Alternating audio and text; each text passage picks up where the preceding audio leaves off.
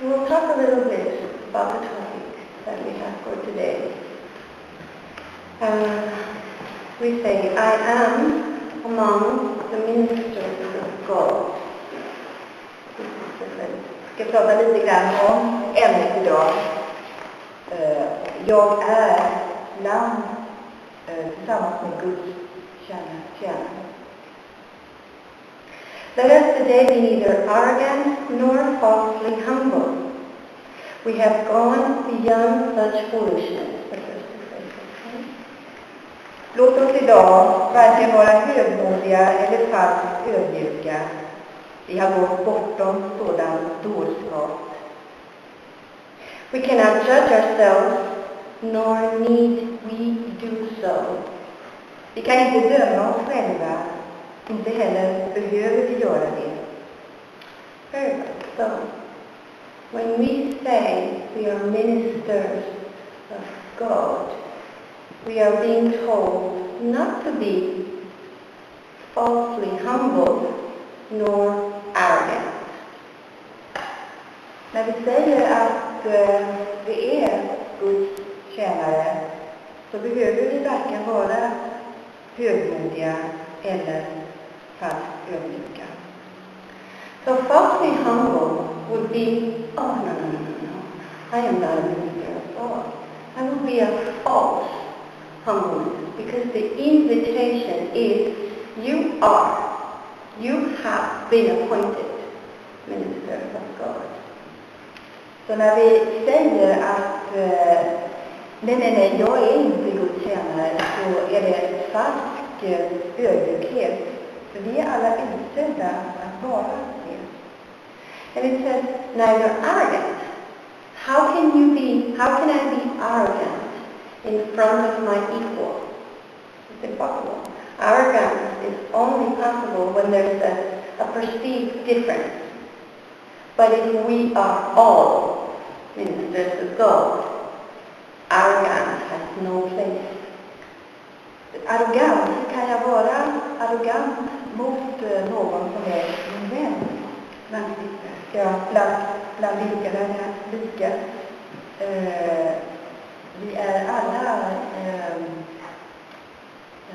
what did you say? That arrogance has no place.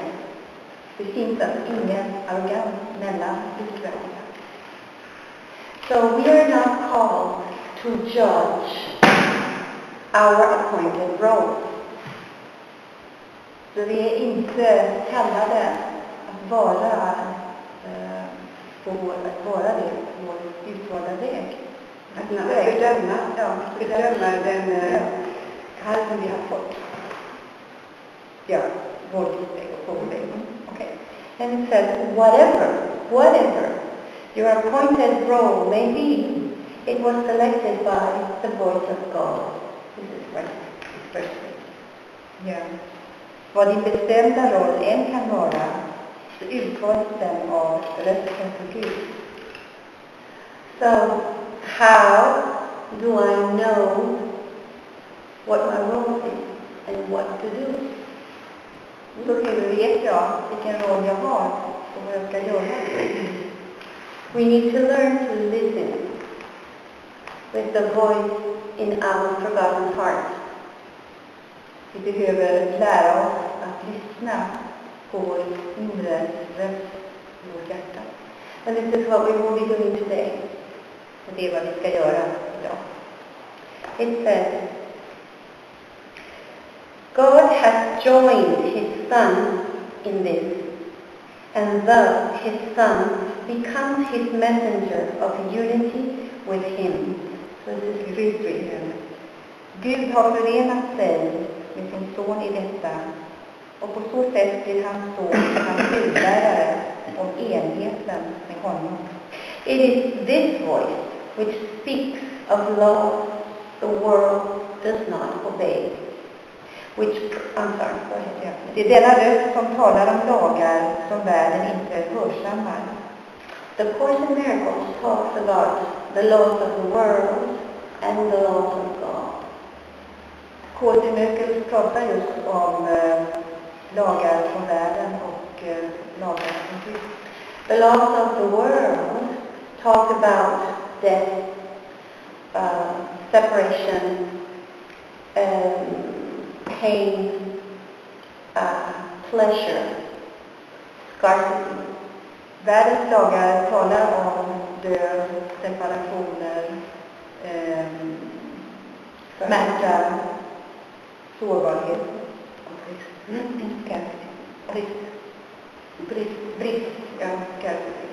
And the laws of God speak of love. Och Guds lagar pratar om kärlek. Which laws do you want to follow? Vilka lagar vill du följa? Now it's important that you listen. Så det är viktigt att lyssna. And in Corada you will see that you will be surprised by your internal answers. Så genom intresse kommer du att bli förvånad av din inre röst, din inre överraskning. Because if we have all chosen the laws of God, för om vi alla har valt Guds lagar, we would not experience pain or scarcity or death. Skulle vi inte erfara smärta, brist och död. So, this is about being honest. Och detta handlar om att vara ärlig. And listening to the voice of my heart without judging it. Och lyssna på min inre röst i hjärtat utan att döma det. Simply observing, and if the thought or the voice in my heart is not a thought of love, helt enkelt att observera om mina inre tankar, Guds tankar, är en inre röst av kärlek. If it's not of love, you can choose again. Om det inte är kärlek så kan du välja igen. Make a different choice. Gör ett annat val. We will do it until the mind has completely returned to the laws of God. Vi kommer att göra det tills våra sinnen helt och fullt har anammat Guds lag. So, the Kurs says, the laws of God promise salvation from all sin, with guilt abolished in the mind that God created sinless. And a little bit. Sorry. So you point together with your 4, 2, but I said the laws of God promise Guds röst lovar salvation from all sin, frälsning från all synd, with guilt abolished när skulden är in the mind that God created sinless. När skulden är borttagen i det sinne som Gud skapade utan synd. Now, a messenger of God or a minister of God is not one who writes the message. En Guds tjänare är inte den som skriver budskapet. He delivers. Han levererar. Nor does he question the right of him who does. Och inte heller ifrågasätter han den som gör det. So, the ego is so arrogant that as the messenger receives the message, the ego judges the message. Så egot är så arrogant så att när budbäraren levererar budskapet så dömer egot. And we are being called not to judge the message, just deliver. Och vi är kallade att inte döma budskapet utan bara leverera. For example, forgiveness is a message to be delivered. Till exempel förlåtelse är ett budskap att leverera. The ego will judge the message and the recipient. Men egot vill döma budskapet och den som tar emot. The ego will say, she is a good recipient of this message, but she's not. Så egot kommer att säga att hon är en bra mottagare av budskapen, men inte. And we are being asked not to judge the message, not to judge anything in this appointed role, only deliver. Och vi är satta att inte döma budet till världen, utan komma förbi det. Now, what is this? Okay. There is one major difference in the role of heaven's messengers. Det finns en väsentlig skillnad i den roll som himlens budbärare har, which sets them off from those the world appoints.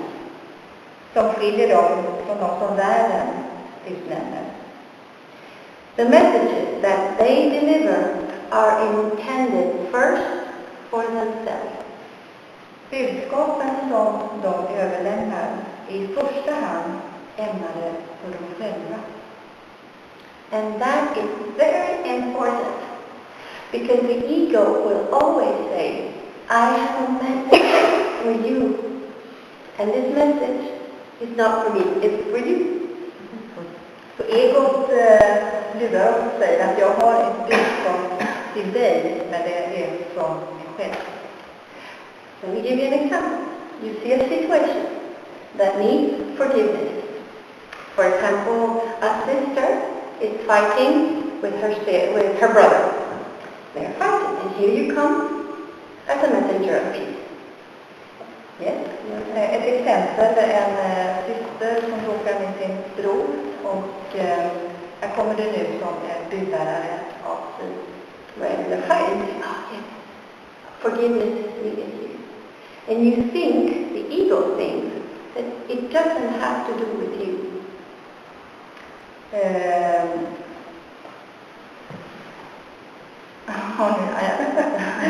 Det kommer brodern och systern som är i bråk, och så kommer det ego och tänker, här behövs förlåt. Det inte.